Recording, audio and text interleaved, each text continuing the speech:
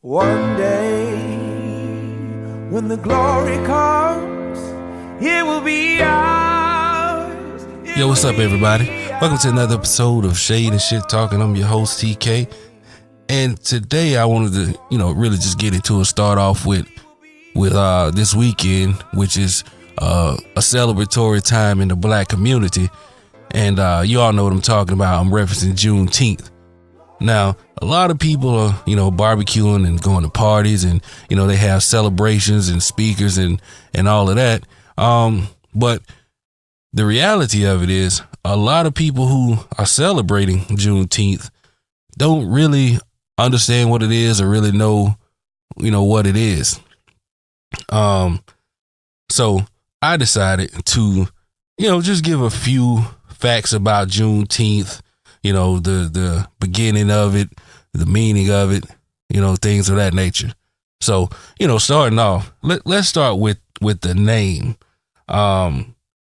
Juneteenth, it is a mixture of June and 19th, and it commemorates the date when the Union General Gordon Granger arrived on Galveston Island, Texas with 2,000 troops to establish a federal presence in Texas and officially free slaves in the Republic. Juneteenth is known as Independence Day, Freedom Day, Emancipation Day, whatever you want to call it. And it marks the abolition of slavery in Texas on June 19, 1865, and more generally throughout the Confederate South. Texas was actually the last to hear that the Civil War was over because, geographically it was isolated. In fact, the Army of the Trans-Mississippi didn't surrender until June 2nd, 1865, despite the fact that the Civil War was declared over on May 9th. So let me give you a couple of 2 or 3 or whatever fast facts about Juneteenth.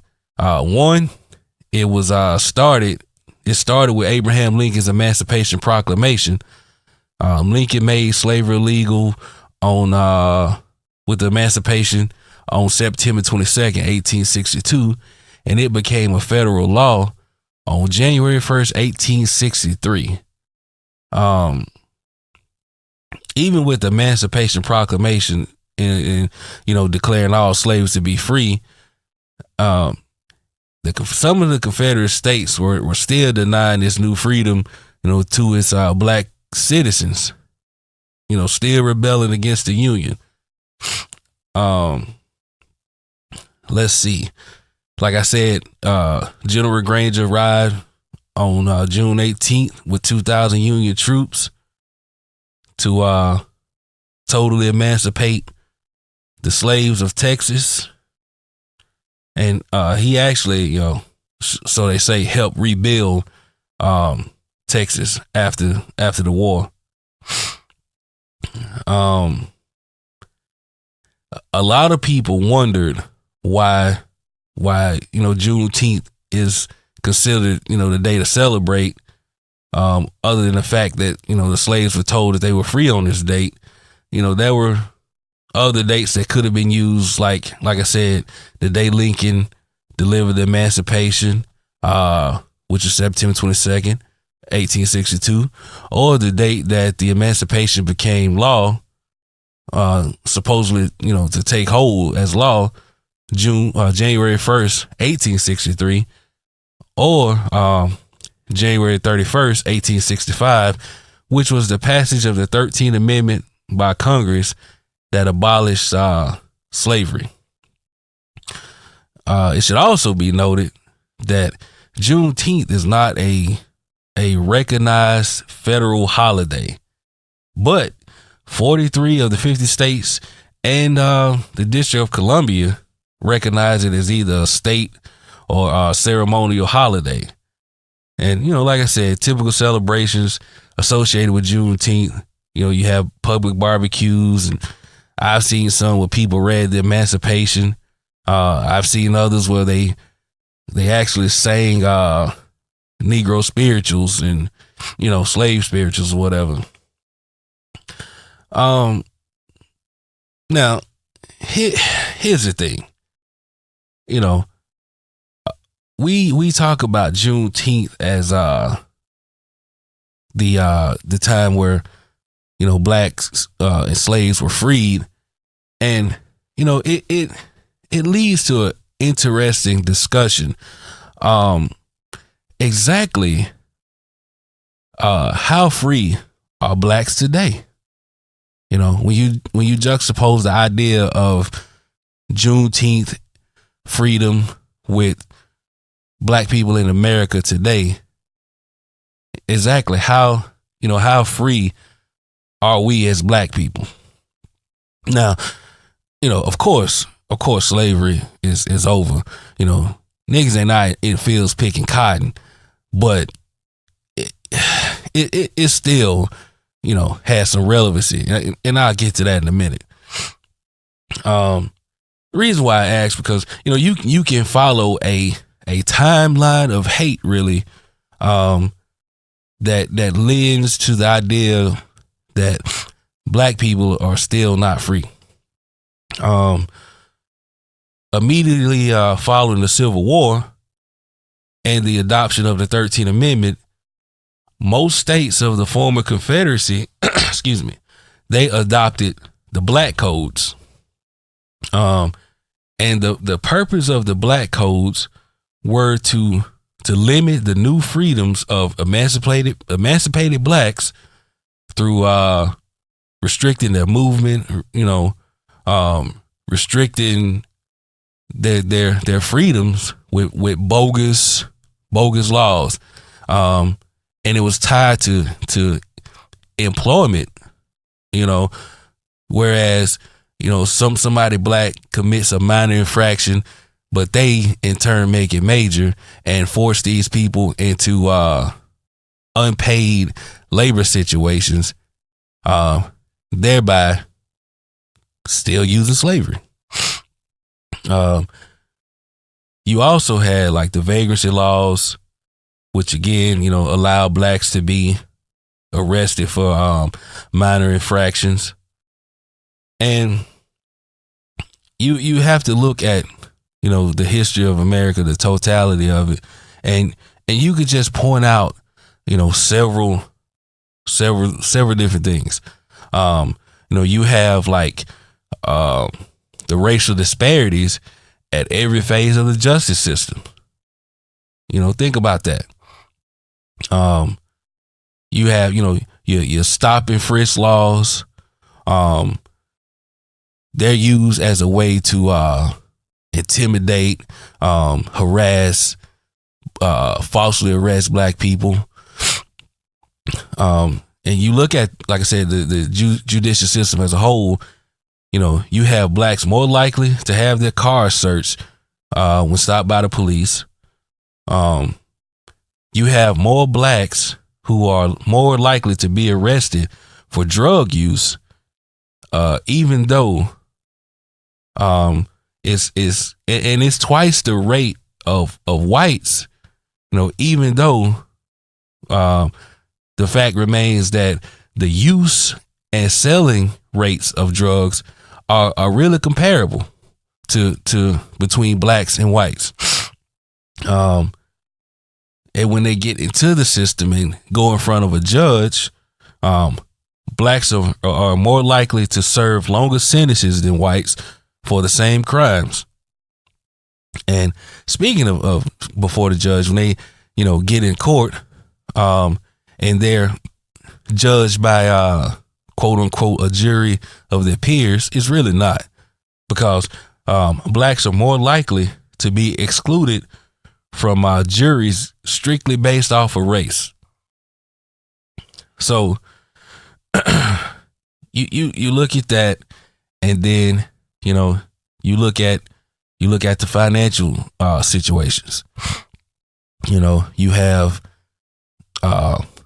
the faulty hiring practices, you know, nepotism being used by other races to exclude, you know, black people. That was a story I saw the other day about this lady. She was an HR, and she made a a bad racist comment, and the internet, they knows this motherfucker, they'll find you.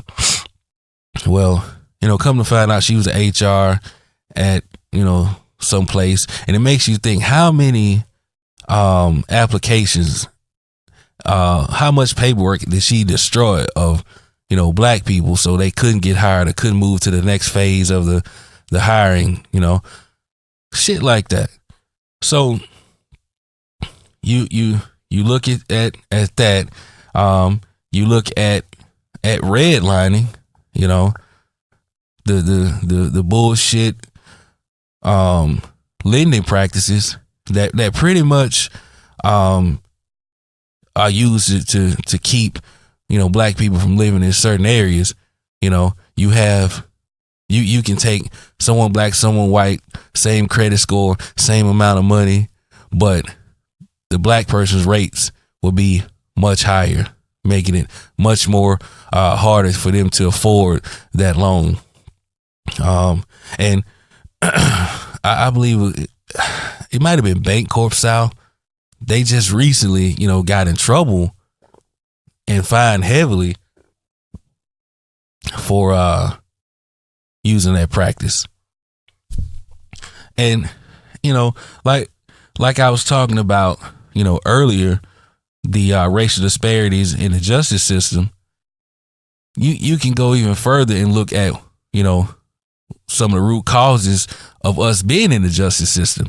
And I'm talking about the school to prison pipeline. You look at the schools in black neighborhoods, black communities, more often than not. Look at Baltimore. Like, they actually was fighting for fucking heat, man. Like, how in America is any school district fighting for heat for their kids? So you have the schools with these harsh rules, harsh situations where these minority kids, these black kids, more often than not put into the juvenile system for some of the same infractions that white kids do. And you got these terrible schools, underfunded school systems, severely underpaid teachers, shitty facilities, outdated books, outdated equipment, no computers, and it creates a sense of despair with these kids. So they start the movement from school to prison, and prison is big business. Make no mistake about it. Just like slavery of yesteryear, you look at today, black bodies are still a commodity.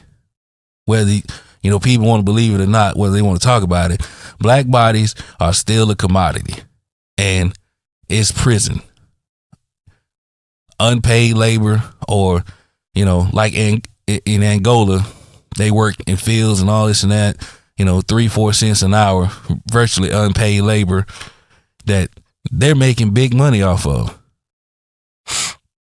And so you look at that, and you talk about gerrymandering. It's no secret. Excuse me. It's no secret that these prisons that are being built are being located in these small towns, these rural towns. Think about it. Why? Why is because they use these black bodies in prison as a part of their census, their population count, to increase, their electoral votes, their ability to hire through elections, the people who influence these bogus ass laws. And it all goes full circle. You got the school to prison pipeline that works hand in hand with bogus laws aimed at blacks, which then leads to the sentencing disparity that blacks face, which then leads to an increase, an influx of mass incarceration, which then leads to the problem of gerrymandering, which then leads right back to the laws and practices being made and passed to keep the vicious cycle going. So I said all of that to say this: while you and everybody are out, barbecuing and enjoying yourselves and fellowshipping, which you should, with all your people, take a brief moment to really educate and learn from one another about our history and our present, so that we as a community, we as a race, we as a people, so we can learn and indeed rise up and break all of these cycles of oppression and gain true freedom.